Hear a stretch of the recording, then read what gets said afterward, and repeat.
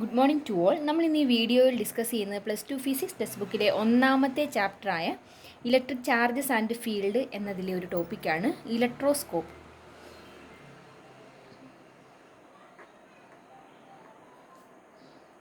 Electroscope എന്നാൽ ഏതെങ്കിലും charge ചെയ്തിട്ടുള്ള ഒരു ഒബ്ജക്റ്റ്, ആ ഒബ്ജക്റ്റിൻ്റെ ചാർജ് എന്താണെന്നറിയാനായിട്ടും അതുപോലെ തന്നെ അത് ചാർജ് ചെയ്തിട്ടുണ്ടോ എന്നറിയാനായിട്ടും ആ ചാർജ് ചെയ്തേക്കുന്നതിൻ്റെ ഏകദേശം എമൗണ്ട് എന്തുമാത്രം ഉണ്ടെന്നറിയാനായിട്ടാണ് ഇലക്ട്രോസ്കോപ്പ് ഉപയോഗിക്കുന്നത്.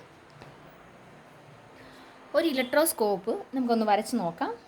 ഒരു ഗ്ലാസ് ജാറ്,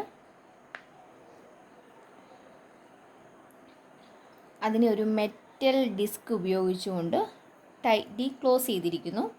അതിനുള്ളിലൂടെ ഒരു മെറ്റൽ റോഡ് ഇറക്കിയിരിക്കുന്നു. അതിൻ്റെ താഴെ ഒരെൻഡിൽ ഒരു ഗോൾഡ് ലീഫ് വെച്ചിരിക്കുന്നു. ഇതിൻ്റെ മുകളിലും ഒരു മെറ്റൽ ഡിസ്ക് വെച്ചിരിക്കുകയാണ്.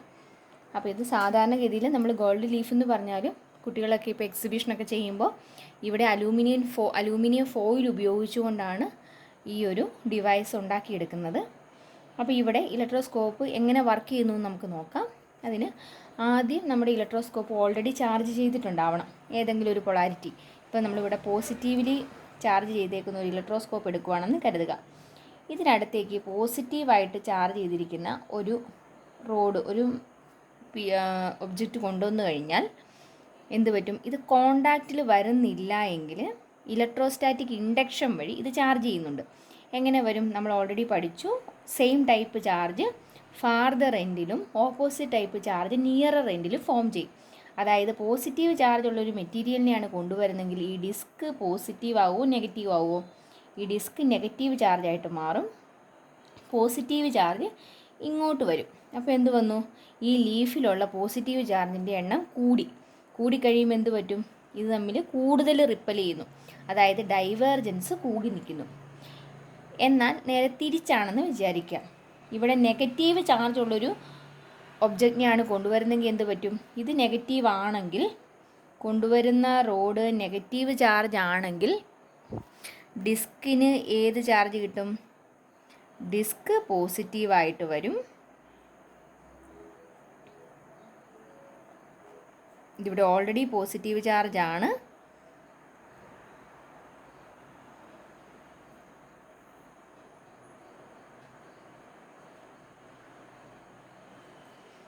അപ്പോൾ ഇവിടെ നിയറർ എൻഡിൽ ഓപ്പോസിറ്റ് ടൈപ്പ് ചാർജ് വന്നു, ഫാർദർ എൻഡിൽ സെയിം ടൈപ്പ് ചാർജ് വരും. അപ്പോൾ ഇവിടെ നെഗറ്റീവ് ചാർജ് വരും. നെഗറ്റീവ് ചാർജ് വന്നു കഴിയുമ്പോൾ എന്ത് പറ്റും? ഇവിടെ ഓൾറെഡി ഉള്ള ചാർജിൻ്റെ എണ്ണം കുറഞ്ഞു പോയല്ലേ. കുറയുന്നതനുസരിച്ച് റിപ്പൾഷൻ കുറഞ്ഞിട്ട് ഇത് ഡൈവേർജ് ചെയ്യുന്നതിന് പകരം കൺവേർജ് ചെയ്തു വരുന്നു. അപ്പോൾ ഈ കേസിൽ കൺവേർജ് ചെയ്യുന്നു, ഈ കേസിൽ ഡൈവേർജ് ചെയ്യുന്നു.